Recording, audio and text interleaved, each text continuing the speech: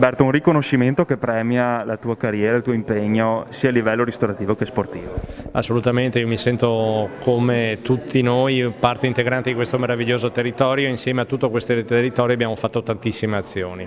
Sicuramente il muro di Cadelpoggia oggi è diventato di San Pietro di Feletto, è diventato uno degli elementi di promozione territoriale proprio di tutte le colline del patrimonio dell'umanità. Quindi Conegliano Valdobbiadene, patrimonio dell'umanità, San Pietro di Feletto, con nel cuore il muro di Cadelpoggia.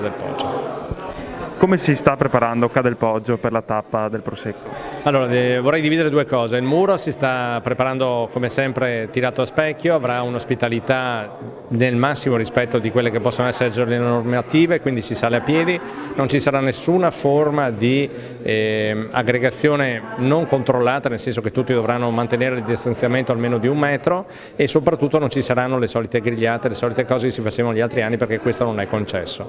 Per quanto riguarda invece la nostra struttura, avrà un numero molto contenuto di persone che potranno accedere, non ci sarà la solita festa perché questo non è concesso e si entrerà solamente con un accredito dove sarà presentato anche un'autocertificazione con anche le misurazioni delle temperature necessarie per entrare negli ambienti pubblici. Entusiasmo a 1000, abbiamo messo a posto e in rete tutto quello che dovevamo fare per essere pronti, per ospitare questo Giro d'Italia e sicuramente riusciremo a far vedere quali sono le nostre meravigliose colline, la nostra ospitalità e il nostro modo di fare impresa. Ricordo che tutto quello che riguarda il movimento sportivo del Veneto è enorme, noi siamo già pronti anche a organizzare per il prossimo anno e abbiamo già dei comitati, delle associazioni che si stanno muovendo per il meeting giovanile ad esempio di ciclismo e per altre 1000 attività che nel territorio stanno già nascendo perché noi non ci fermiamo.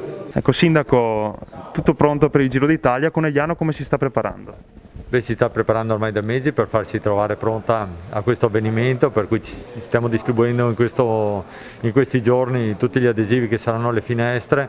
Ci piacerebbe vedere una città rosa e ovviamente ci sono le limitazioni dettate da tutte quelle che sono le regole vigenti in questo momento, però è anche vero insomma, che pubblico lungo la strada ce ne sarà, dobbiamo cercare di evitare in ogni modo gli assembramenti. Questo è l'obiettivo che ci stiamo ponendo. Per il resto, oltre 180 volontari solo in questa zona qui, un grande movimento, una grande capacità organizzativa, una dimostrazione che il territorio Prosecco non è solo patrimonio dell'umanità, ma un territorio che sa organizzare grandi eventi e sa prendersi le proprie responsabilità. Abbiamo una organizzazione molto precisa, frutto sia dell'esperienza avuta nel 2015 dal punto di vista appunto tecnico sull'organizzazione lungo il percorso e nell'area hospitality, nell'open village, tutta la parte appunto collegata a RCS. In più quest'anno un'organizzazione aggiuntiva per la normativa per il Covid. Lungo tutto il percorso, ogni 100 metri abbiamo già installato della cartellonistica molto grande e molto chiara su quelle che sono le 2 regole fondamentali che ormai conosciamo da più di 6 mesi, mantenere una distanza di almeno 1 metro tra una persona e l'altra e l'uso della mascherina sempre. Quindi a tutte le persone che saranno presenti lungo il percorso chiedo veramente di essere collaborativi, nonostante ci sarà personale lungo il percorso per controllare appunto la parte sportiva agonistica, ma chiedo di evitare gli assembramenti e di goderci tutti assieme una bellissima giornata di sport insomma, per il nostro territorio è molto importante. I locali, alberghi, agriturismi, ristoranti, bar sanno già da mesi come gestire la presenza di persone, quindi servizio al tavolo, evitare anche in questo caso assembramenti.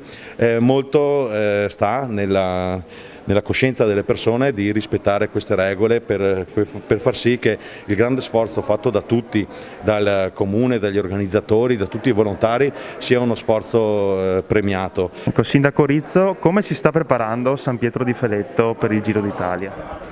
Beh, naturalmente abbiamo aspettato le disposizioni della Prefettura e in questo periodo particolare stiamo cercando di mettere proprio in atto tutte le misure di sicurezza per il Covid. È un peccato perché il Giro in questo periodo purtroppo comporta questo.